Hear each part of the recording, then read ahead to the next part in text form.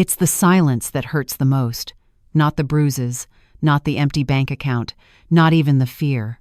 It's sitting across from my own daughter at Sunday dinner, watching her cut into her steak with surgical precision, and knowing she's calculating how much longer I have to live. I'm Margaret Chen, 63 years old, and I taught high school English for 37 years. I can diagram a sentence in my sleep. I can spot a metaphor from across a crowded room. But somehow, I never saw this coming. The fork clattered against my plate. My hands were shaking again. "Mother, really?" Amanda said without looking up. "We've talked about this. The tremors are psychosomatic. Dr. Richardson said you're fine." Dr. Richardson. Amanda's college roommate, who Amanda now pays $300 an hour for house calls every other week, deducted directly from my pension before I ever see it. "I think I should see a neurologist," I said quietly. "And I think you should trust the medical professional we're already paying." Amanda dabbed her mouth with the linen napkin. Everything in this house was linen, was expensive, was controlled. "Besides, Mother, do you know how much a neurologist costs? With your fixed income?" "My fixed income. My pension from teaching. My Social Security. My late husband's life insurance payout. All of it flowing into a joint account that Amanda had convinced me to open 2 years ago, after Robert died. "For simplicity, Mom," she'd said, holding my hand at the funeral. "You shouldn't have to worry about bills and finances during your grief. Let me handle everything." And I had let her. God help me, I had let her. "I'm going to need another $400 for the house account this month," Amanda continued, scrolling through her phone. The landscaping bill was higher than expected. I looked out the window at the garden. My garden, or what used to be. Amanda had hired a company to rip out all my roses last spring. Roses are so pedestrian, Mother. The new Japanese maple will increase property value. Property value. For the house my husband and I had bought in 1984, the house where I'd raised Amanda, the house that was still in my name, though Amanda had convinced me to add her as a co-owner. "Just in case something happens to you, Mom, we need to avoid probate." I was 63, not 93. But Amanda had a way of making me feel ancient. My phone buzzed. A text from my sister, Joyce. "Lunch this week? Haven't seen you in forever." I reached for my phone, but Amanda was faster. "Joyce again?" she sighed, setting my phone face down on her side of the table. "Mother, we've discussed this. She's toxic. Remember how upset you were after her last visit?" I hadn't been upset. I'd been happy. Joyce had made me laugh, had asked why I looked so thin, had wondered why I was living with Amanda instead of in my own home. That had been 4 months ago. Amanda had monitored all my calls since then. "I'm just trying to protect you," Amanda always said. The thing about isolation is that it happens slowly. First, Joyce's visits became too stressful.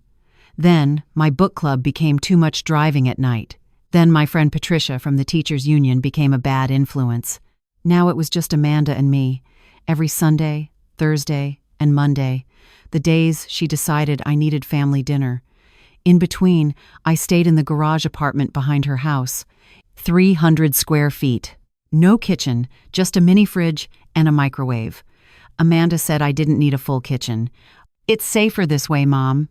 Remember when you left the stove on?"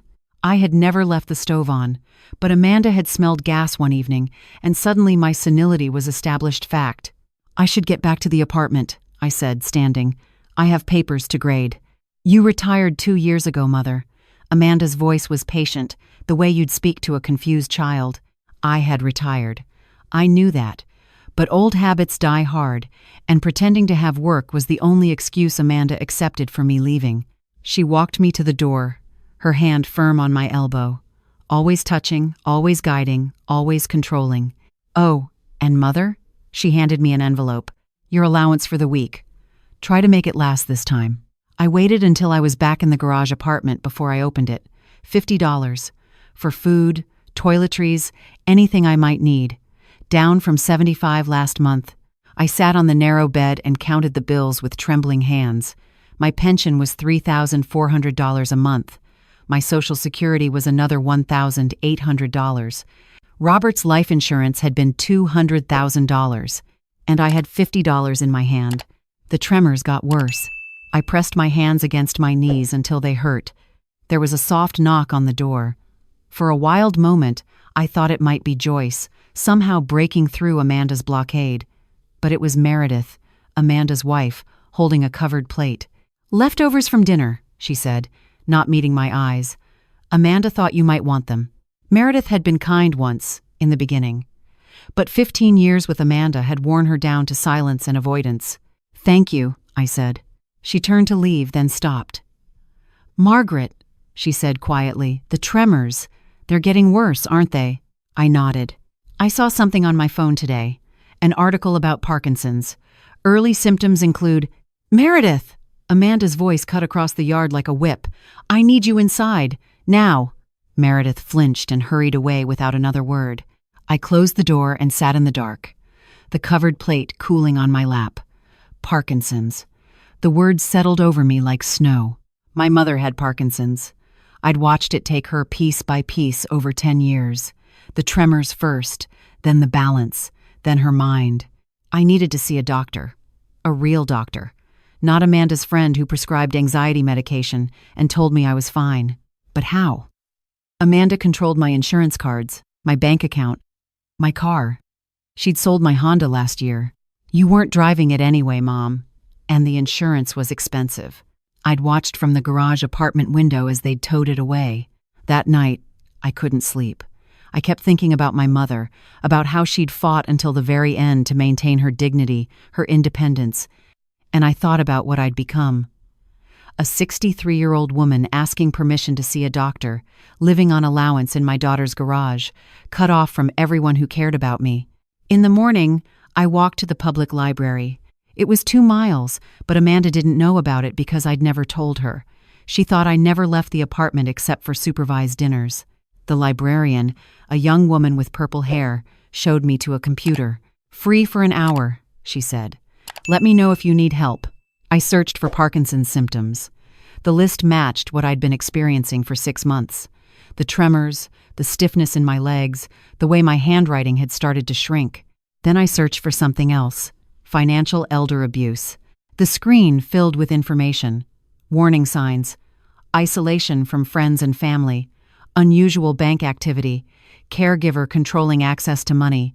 Sudden changes in legal documents. I sat very still, reading. There was a number at the bottom. Adult Protective Services. I wrote it on a scrap of paper from my purse and walked back to the apartment. But when I got there, Amanda was waiting. "Where were you?" She was holding my phone. "I've been calling for an hour." I went for a walk. "A walk? Mother, you know you're supposed to tell me when you leave. What if you'd fallen? What if something had happened?" "I'm 63, Amanda." Not helpless. Her face changed. It was subtle, but I'd learned to read her moods. This was anger, dressed up as concern. "We've talked about this, the episodes you've been having, the confusion, doctor. Richardson thinks we need to consider more structured care." "What does that mean?" "It means I've been looking at memory care facilities. Nice ones, Mother. Places where you'd be safe. Memory care. Nursing homes for people with dementia." "I don't have dementia." Dr. Richardson disagrees. She thinks early-stage Alzheimer's would explain the tremors, the confusion, the paranoid thoughts about your finances. Paranoid thoughts. She was already building the narrative. I felt something crack open inside me. 37 years of teaching had trained me to be patient, to be kind, to see the good in people. But I had also taught Shakespeare, and I knew what happened when love turned to poison. "I want to see a different doctor," I said. "Mother, I want my own bank account." "You're not well enough to. I want to call my sister." Amanda's face went very still. Then she smiled, and it was terrifying. "Of course, Mother, you can do whatever you want. But remember, I'm your power of attorney. For healthcare and finances, you signed those papers yourself. I had signed them 3 months after Robert died, when I could barely remember to eat. And the house," Amanda continued softly, "it's in both our names now. If you're going to start making accusations, getting lawyers involved, making things difficult, well, I'd have to protect my investment. Memory care facilities are expensive. We'd need to sell. My house. My home. So let's just calm down," Amanda said, patting my hand. Take your evening medication. Rest. We'll talk about this when you're feeling better. That night, I didn't take the medication. I'd been taking it for a year. The little white pills Amanda brought me every evening for anxiety, she said. Dr. Richardson had prescribed them. But what if they were making things worse? What if they were causing the confusion she kept talking about? I poured the pills down the drain and lay awake, my mind clearer than it had been in months.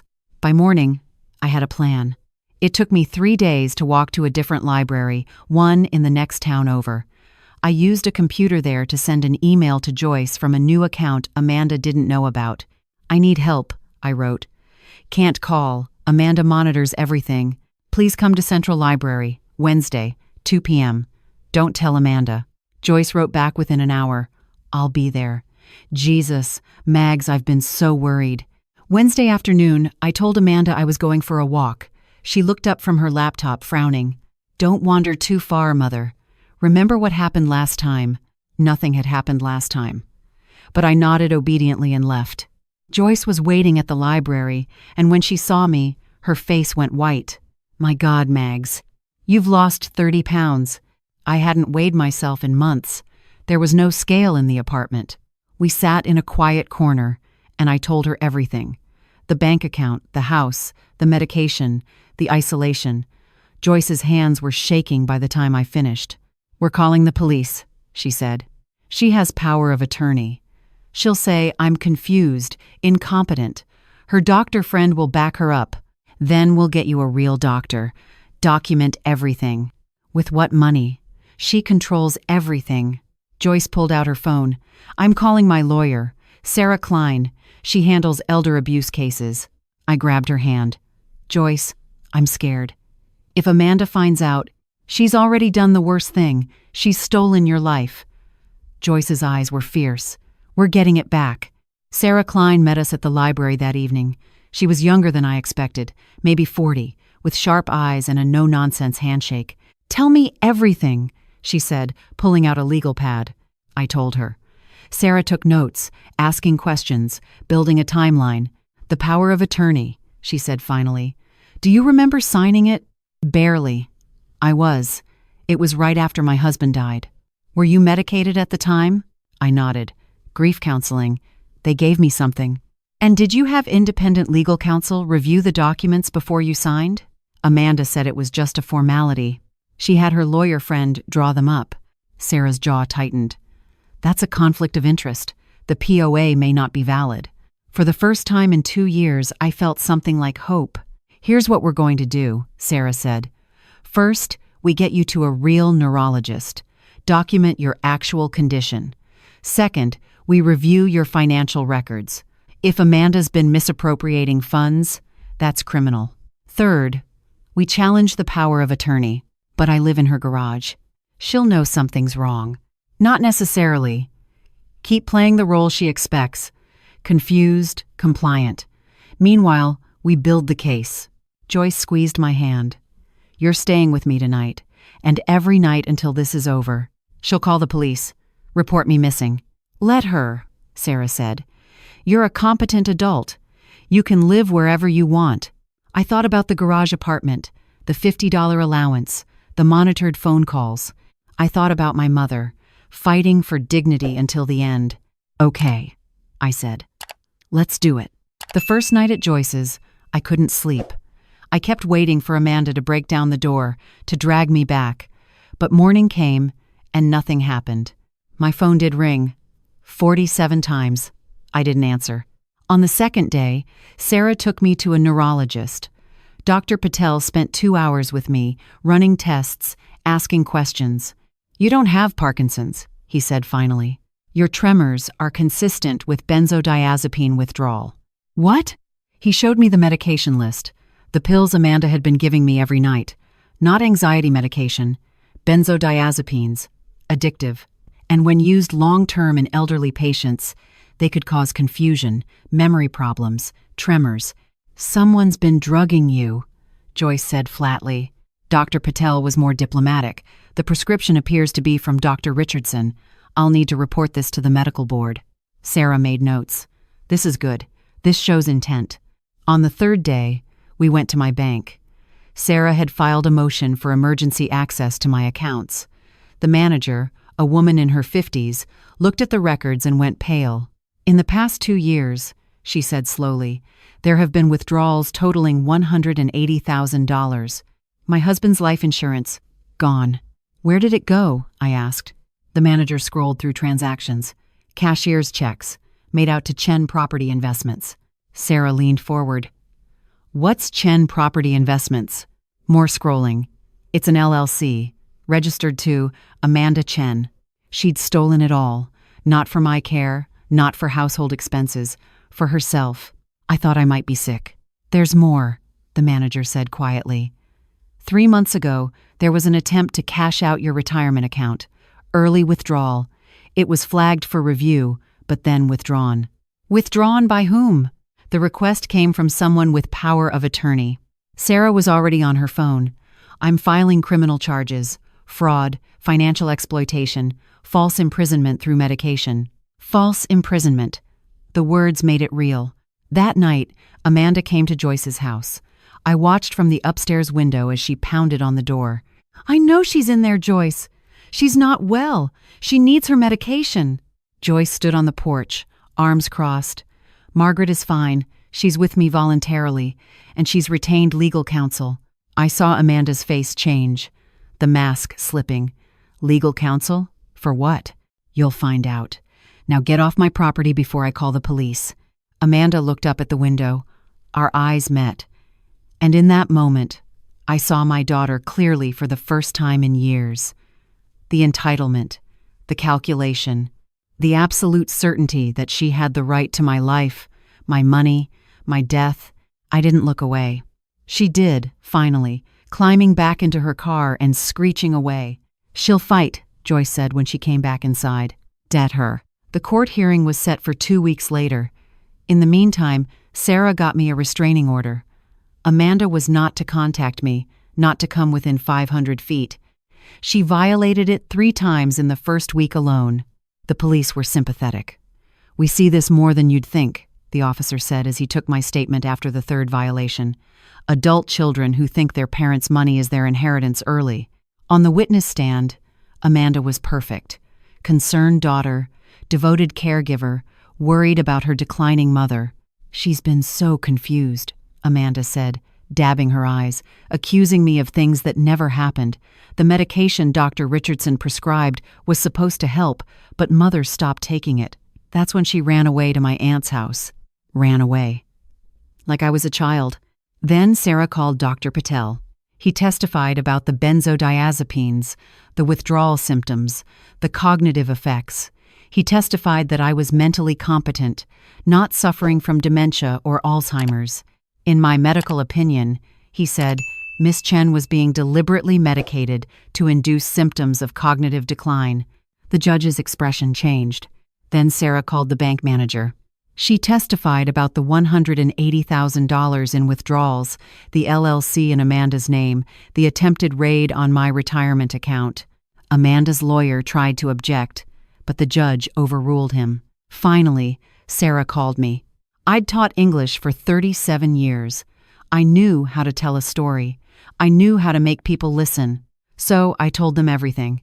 The isolation, the allowance, the garage apartment, the way Amanda had slowly, methodically taken everything from me while calling it love. When I finished, the courtroom was silent. The judge removed his glasses. Miss Chen, I'm revoking your daughter's power of attorney effective immediately. I'm also ordering a full audit of your accounts and awarding you emergency access to your funds. He looked at Amanda. You'll have the opportunity to respond to the criminal charges separately, but I want to be very clear. What you've done to your mother is reprehensible. Amanda stood up, her face white. Your Honor, I only did what was best for... Sit down. The judge's voice was ice. You'll have your chance to speak, preferably with a criminal defense attorney present. In the parking lot afterward, Amanda tried one last time. Mom, please, can we just talk? I can explain everything. I looked at her. My daughter. The baby I'd rocked at night. The child I'd taught to read. The young woman I'd been so proud of. No, I said. We can't. Sarah had her hand on my elbow, guiding me toward her car. "Miss Chen, you're violating the restraining order." "She's my mother." "She's a person," I said, turning back. "A human being, not your retirement plan, not your ATM, not your property. I took care of you. You drugged me. You stole from me. You locked me in a garage and called it care." My voice was steady now.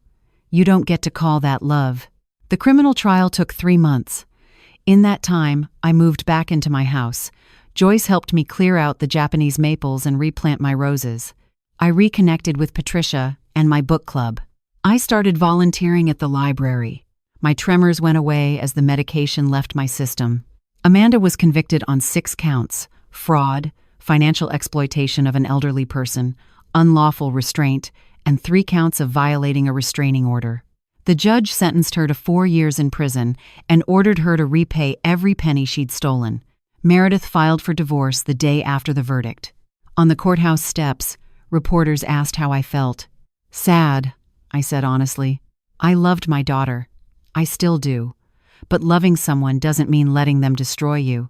Do you think she'll ever understand what she did wrong?" I thought about Amanda's face during sentencing. No remorse, no recognition, just anger that she'd been caught. "I don't know," I said. "But that's not my burden to carry anymore." 2 years later, I'm 65. I've written a book about my experience. I volunteer with Adult Protective Services, helping other elderly people recognize the signs of financial abuse. Joyce and I have dinner every Sunday, real dinner, in my house, with my roses blooming outside the window. Amanda sends letters from prison sometimes. They're always the same. Apologizing, but not really. Explaining how she was trying to help, how I didn't understand. I don't write back. People ask me if I'll ever forgive her, if we'll ever reconcile. Maybe someday. But forgiveness doesn't mean forgetting, and it doesn't mean giving someone another chance to hurt you.